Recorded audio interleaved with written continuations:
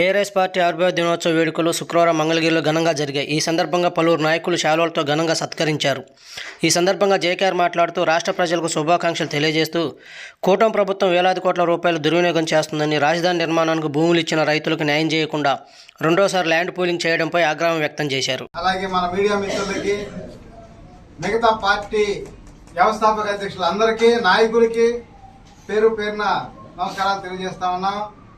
ఎందుకంటే ఇవాళ మన ఒక స్వతంత్ర దేశం, ఒక ఆంధ్రప్రదేశ్లో స్వేచ్ఛ కోల్పోయాం అనిపిస్తుంది చూస్తుంటే.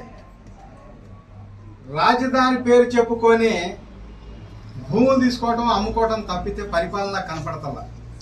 గతంలో హైదరాబాద్లో హైటెక్ సిటీ నేను కట్టా అని చెప్పుకుంటాడు ఇప్పుడున్న సీఎం గారు. ఆనాడు 10-15 వేలు ఎకరం కొనుక్కొని 40-50 కోట్లకు అమ్ముకున్నారు ఎకరా.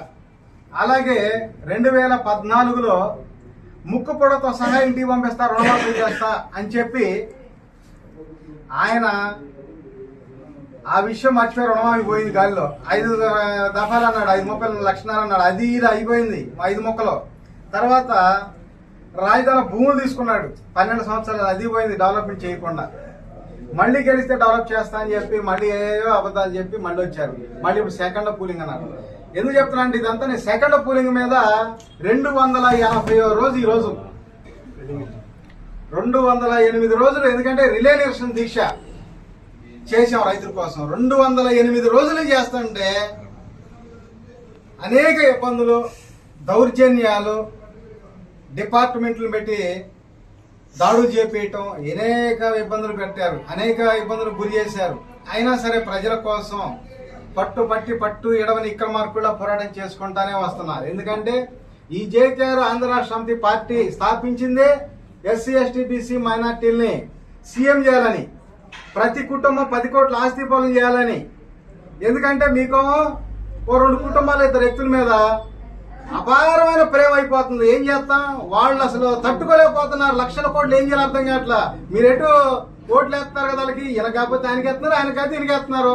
మాకు తప్పితే ఇంకెవరికి వేస్తారు ఈ అమాయక ప్రజలు అని చెప్పి విదేశాలు పోయి పుట్టినరోజులు చేసుకుంటున్నారు 100,000 కోట్లు పెట్టి. అలాగే లక్షల కోట్లు ఫస్ట్ పూలింగ్ అని, సెకండ్ పూలింగ్ అని, హైటెక్ సిటీ అని చెప్పి 10-15 వేలు కొనుక్కొని 50 కోట్లు 100 కోట్లకి అమ్ముకొని లక్షల కోట్లు వాళ్ళు గడిస్తున్నారు. పాపం మీకు అర్థం కాదు.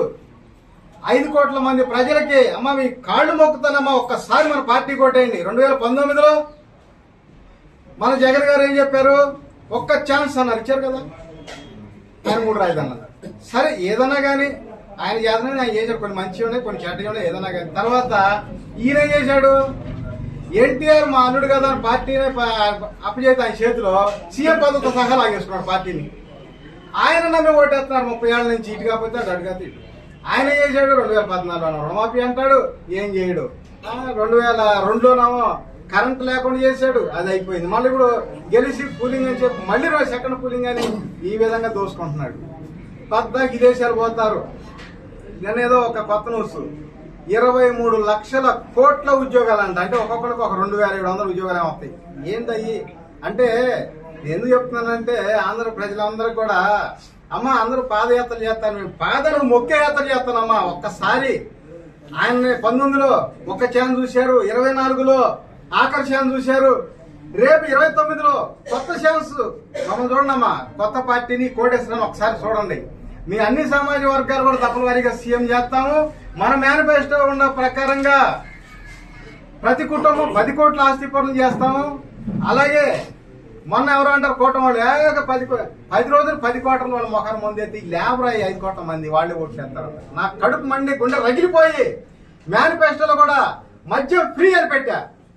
అది తయారయ్యేది 10 రూపాయల క్వార్టర్. మీ దగ్గర 100 రుణం వసూలు చేస్తారు. అందుకని ఆ క్వార్టర్ ఏదో ఈలేరా, సంవత్సరం కాదు 5 సంవత్సరాలు బారికి మద్యం ఫ్రీ, విద్య వైద్యం ఫ్రీ.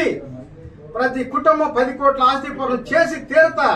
సొంత భూమి రైతులు చేసి శ్రీగంధ చంద్ర మొక్కలు నాటిచ్చి చేస్తాం. అలాగే రాజధానిలో వాళ్ళు 5-10 కొనుక్కొని 100 కోట్లు 200 కోట్లు 700 కోట్లు కూడా అమ్ముకుంటున్నారు బొంబాయిలో. ఈ విధంగా హైదరాబాద్ కానీ మన ఆంధ్రాలో కానీ అలా జరిగింది. నేను అదే రాజధానిలో 1,00,000 ఎకరాలు కాదు 2 లక్షల ఎకరాలు అని తీసుకొని ప్రతి డోక్రా గ్రూప్ కి ఎన్ని లక్షల గ్రూపులు ఉంటే ఈ రాష్ట్రంలో అన్ని లక్షల గ్రూపులకి తలా 1000 గజాలు పాటిస్తే గ్రూప్ కి గజం 1,00,000 నుంచి 2 లక్షలు అమ్మితే ప్రతి కుటుంబం 2-3 కోట్ల ఆస్తి ఈ రాజధానిలో ఉంటది. అలా శ్రీకాంత్ గారి చంద్ర మొక్కలు ఇస్తే ప్రతి కుటుంబం 10 కోట్ల ఆస్తి పనులు అవుతారు. ఈ విధంగా ఆలోచన చేసి ఈ ప్రభుత్వాలు ఈ పార్టీలు చూసి వాళ్ళ అబద్ధాలను చూసి భరించలేక మనసు చలించి ఈ యొక్క ఆంధ్రప్రదేశ్ ప్రజల కోసం ఈ ఆంధ్ర రాష్ట్ర సమితి పార్టీ స్థాపించడం జరిగింది. ఈ జేకేఆర్ ఊపిరి ఉన్నంత వరకు ఈ రాష్ట్ర ప్రజల కోసం పోరాటం చేస్తూనే ఉంటాం. నేను ఏదో ప్రజల దగ్గర నుంచి వాళ్ళు దోసుకున్నారు దోసుకోం. కష్టపడి వ్యవసాయం చేసుకొని ఏదో చేతన చిన్న చిన్న వ్యాపారాలు చేసుకొని నేను సంపాదించి ఈ పార్టీ పెట్టి పార్టీ కోసం ఈ ప్రజల కోసం ఖర్చు పెట్టి ముందుకు వస్తా ఉన్నా. ఎందుకంటే వాళ్ళు ప్రజల సొమ్ము మీరు ఎందుకంటే అభిమానం చూపిస్తున్నారు, వాళ్ళు ఓటేస్తున్నారు. ఈయన కదంటే ఆయనకి, ఆయన కదంటే ఈయనకి. వాళ్ళు ప్రత్యక్షంగా 4 లక్షల కోట్లు, పరోక్షంగా 5 లక్షల నుంచి 6 లక్షల కోట్ల ఆదాయాలు ఉంటాయి ఈ రాష్ట్రంలో. ఎందుకంటే యాడ్ చైర్మన్లు కానీ లేకపోతే సీసీఐ పత్తి కానీ ఇంకా ఏరే పొగాకు ఏరే ట్యాక్స్లు ఎన్నో వస్తాయి. అన్నిటి మీద కనీసం 10 లక్షల కోట్ల ఆస్తి వచ్చింది ఆదాయం సంవత్సరానికి. మీరు ఓటేసి మీరు అడగరు, వాళ్ళని అడిగే ధైర్యం ఉండదు. వాళ్ళేమో అవినీతి చేస్తారు. విదేశాలు పోయి పుట్టినరోజు చేసుకుంటారు 100,000 కోట్లు ఖర్చు పెట్టి.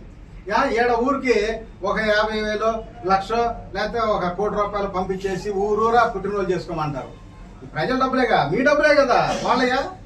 నేను అందుకని చెప్తున్నా, ఈ అభిమానం వేరు. అభిమానం ఉంటే పుట్టోలు పెట్టుకొని పూజించుకోండి. ఓటు వేరు. ఓటు అనేది భావితరాల భవిష్యత్తు. భావితరాలు అంటే ఎవరో కదమ్మా, మీ పిల్లలు. నా కోసం కాదు, మీకోసం, మీ బిడ్డల కోసం, మీ బిడ్డ భవిష్యత్తు కోసం ఆంధ్ర రాష్ట్ర సమితి పార్టీ కోటేయండమ్మా. నెక్స్ట్ 29లో 100% ఈ మేనిఫెస్టోలో ఉండే మొత్తం కూడా జరిగి తీరతాయి అంతే, అనుమానం లేదు. ఎందుకంటే అంత ఆదాయం ఉంది మన రాష్ట్రానికి. కొందరే దాచుకుంటున్నారు. అందుకని చెప్పి అభిమానించండి. సినిమా యాక్టర్ని అభిమానించినట్టు రాజకీయ నాయకులు కూడా అభిమానించండి. అంతేగాని అభిమానం ఎక్కువైపోయి ఈయన కాదంటే ఏమంటే ఆయనకి, ఆయన కాదంటే మన నెక్స్ట్ ఈయనకి, ఈ విధంగా వేసుకుంటూ ఓడిపోతే ఆ ఏదో కొద్ది పర్సెంట్ 1-2% వాళ్ళే బాగుపడుతున్నారు. వేల లక్షల కోట్లు సంపాదిస్తున్నారు. మీ భవిష్యత్తు ఏంది? మీ పిల్లల భవిష్యత్తు ఏంది? అందుకని మన ఆంధ్ర రాష్ట్ర సమితి పార్టీకి ఓటేసి గెలిపిమని చెప్పి నేను ఈ రాష్ట్రంలో 5 కోట్ల మంది ప్రజలందరికీ కూడా పాదాలకి మొక్కి మరి నేను నమస్కారం పెట్టి దండం పెట్టి మరి ఏడుకుంటున్నానమ్మా. ఓటు వేయండి అయ్యా, మీ భవిష్యత్తు మారింది, మీ బిడ్డల భవిష్యత్తు మారిద్ది. ఎందుకంటే ఎన్నో ఉన్నాయి. ఇంకా నెక్స్ట్ ప్రతి ప్రెస్ మీట్ లో కూడా ఒకటి చెప్తా, ఇన్ని రకాల ఆవేదనలు ఉన్నాయి, ఇన్ని రకాల నష్టపోతున్నారు మీరు. ఎస్సీ ఎస్టీ బీసీ మైనార్టీలు అందరికి కూడా దఫల వారీగా సీఎం పదవి ఇస్తాం. ప్రతి కుటుంబం 10 కోట్ల ఆస్తి పనులు ఇద్ది. జనం ముందు వచ్చి జనంలోనే మాట్లాడి ఏం చేసినా కూడా జనం ముందే చేయాలి. మనం పోయి సొక్కా పట్టుకుని పని చేయించుకునే వాడికి ఓటేయాలి. వాడు గన్ను పెట్టుకుని కూర్చునే వాడికి ఓటైతే గన్నుతో కాల్ చేస్తాడు, దగ్గర కూడా కానీ. ఆలోచన చేయండి. నేను గతంలో కూడా చెప్పా, ఇంటికి వచ్చి పని చేసేవాడికి ఓటేయాలమ్మా. మనం కనుక ఇట్లా ఓటేస్తే ఖచ్చితంగా వాళ్ళు బెదిరిస్తారు. ఆ 4 రోజులు ఓటేసుకుందా బుజ్జగిస్తారు అన్ని చేస్తారు. ఆ తర్వాత మా పార్టీ మీరెవరు అంటారు అంతే. కాల్ చేస్తాను గన్ను పట్టుకుంటారు ఇక అంతే, ఎవరు దగ్గర కూడా రానిరు.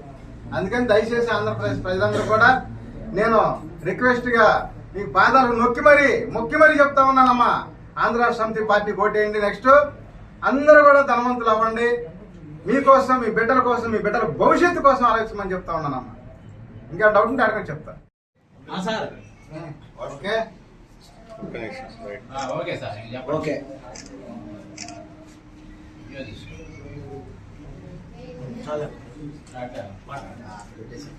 చెప్పండి. ప్రజెంట్ డెవలప్ అవ్వాలి కోరుకుంటాం మనస్ఫూర్తిగా. ఓకే.